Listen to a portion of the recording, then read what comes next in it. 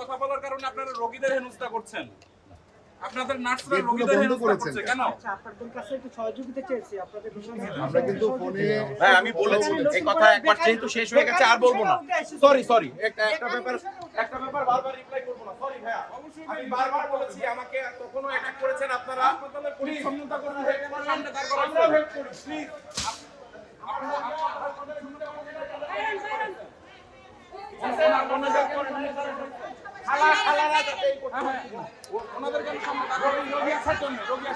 রোগী আসার জন্য জি সিরিয়াসলি জি অবশ্যই রোগী আসার জন্য।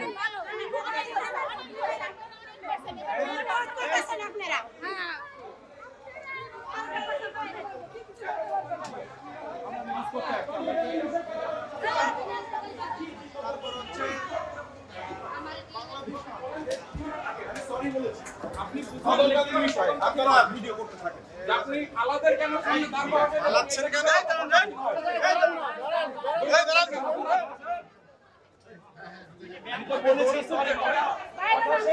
জগিং করতেছে।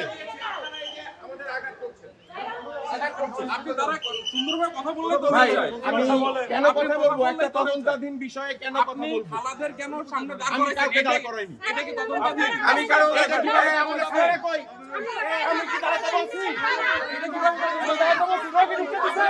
রোগী ঢুকতে দিছে। রোগী ঢুকতে দিছে।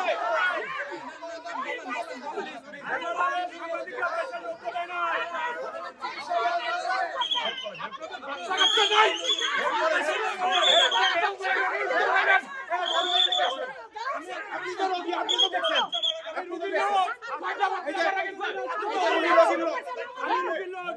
এই যে উনি রোগী লোক। সমস্যা কি?